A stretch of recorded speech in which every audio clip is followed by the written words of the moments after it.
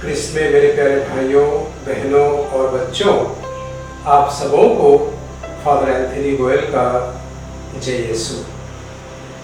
आज वर्ष का 15वां रविवार है और आज के रविवार का हमारे मनन चिंतन का जो विषय है उसका केंद्र बिंदु है बुलाहट, या फिर जिसे हम अंग्रेजी में कहते हैं कॉल, या फिर जिसे हम कह सकते हैं वोकेशन।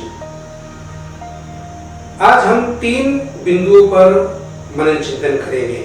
सबसे पहला, ईश्वर बुलाता है। ईश्वर ने लोगों को पुराने व्यवस्थान में बुलाया, नए व्यवस्थान में बुलाया। दूसरा केंद्र बिंदु है, ईश्वर जिन्हें बुलाता है उन्हें विशेष कार्य सौंपता है। और तीसरी बात, क्या हम ईश्वर के बुलावे के लिए तैयार हैं? आइए हम आज के जो पहला केंद्र बिंदु है, ईश्वर बुलाता है, उस पर मनन चिंतन करें। अगर हम बाइबल के पन्नों को पलटेंगे तो हम देखते हैं कि अलग अलग समय पर ईश्वर ने अलग अलग लोगों को बुलाया ताकि उसका कार्य पूरा हो सके। उदाहरण के लिए पुराने व्यवस्थान में हम देखते हैं कि ईश्वर ने इब्राहिम को बुलाया। उत्पत्ति का ग्रंथ अध्याय 12 में हम इब्राहिम का जो बुलावा है हम उसको पढ़ते हैं।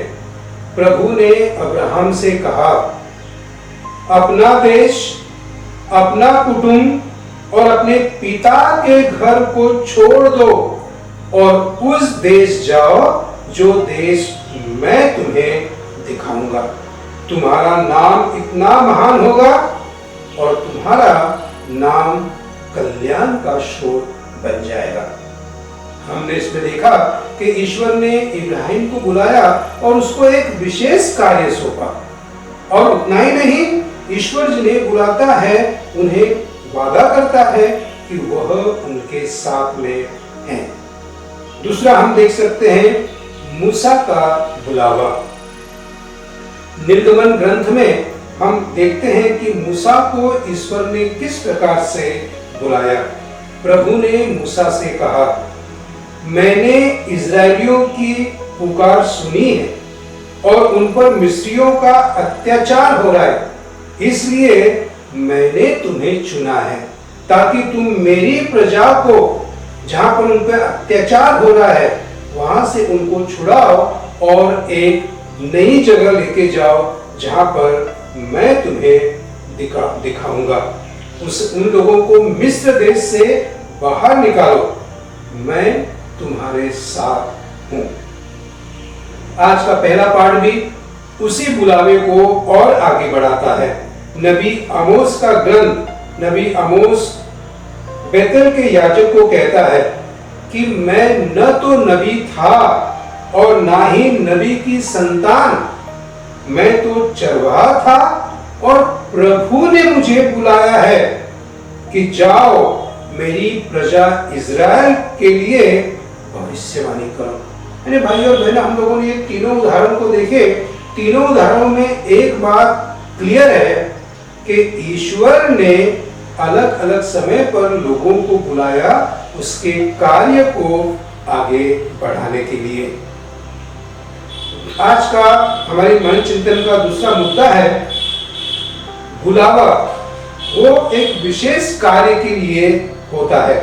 संत मार्कुस का सुसमाचार अध्याय 6 वाक्य 7 में हम पढ़ते हैं कि यीशु ने 12 को अपने पास बुलाया और उन्हें अबदूतों पर अधिकार दिया और उनको 2-2 करके अलग अलग गांव में भेजा ताकि ईश्वर के नाम पर वो अबदूतों को निकाले, बीमारों को चंगाई प्रदान करे और इस प्रकार प्रभु के राज्य का प्रचार करे।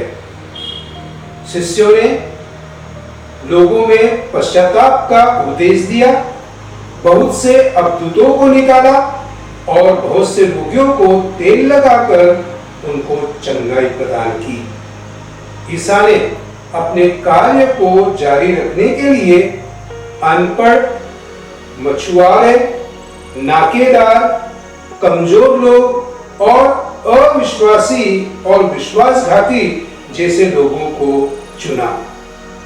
हमारे समय में अगर हम देखें तो ईश्वर ने मदर तेरेसा, जो गरीब, जो दरिद्र लोगों के लिए जिसने काम किया, प्रभु ने उसको चुना। डॉन बॉस्को, जो युवाओं के लिए उसको एक विशेष कार्य सौंपा। और इस प्रकार हमारे समय में भी प्रभु यीशु क्रिस्त अलग अलग लोगों को अलग अलग कार्य के लिए बुला रहे हैं, चुन रहे हैं। आज का जो तीसरा मुद्दा है वो है, क्या हम ईश्वर की बुलाहट सुनते हैं? क्या हम उसके बुलावे को स्वीकार करते हैं?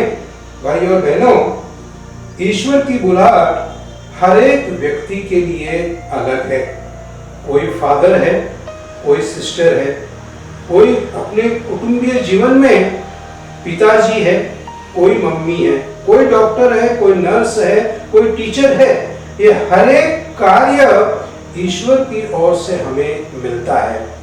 शर्त यह है कि मेरे कार्य में मैं कितनी लगन, कितनी वफादारी से मेरे कार्य को मैं करता हूं।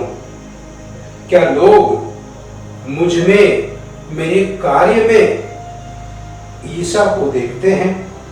मदर तेरेसा ने काम किया और लोगों ने मदर तेरेसा के काम में ईश्वर को देखा।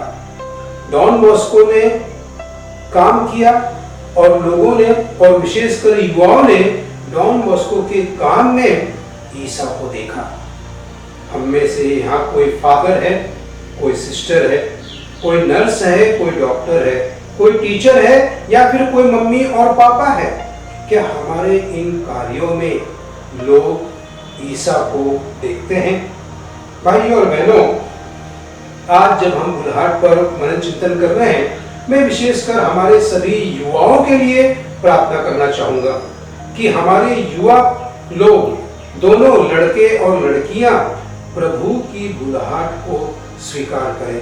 अगर प्रभु उन्हें अपने बगिया में काम करने के लिए बुला रहे हैं तो वो उसे हाँ करें, क्योंकि प्रभु के कार्य करने के लिए वो ये नहीं देखता कि हम कितने पापी हैं, हम कितने खराब हैं, लेकिन प्रभु देखता है हमारे मन को। अगर हम तैयार हैं तो वो हमें आशीर्वाद देगा उसके कार्य को आगे बढ़ाने के लिए। आइए हम प्रभु से प्रार्थना करें कि हे प्रभु, आपने जो बुलाहट मुझे दी है उसमें मुझे पूरी लगन से, ईमानदारी से और वफादारी से कार्य करने में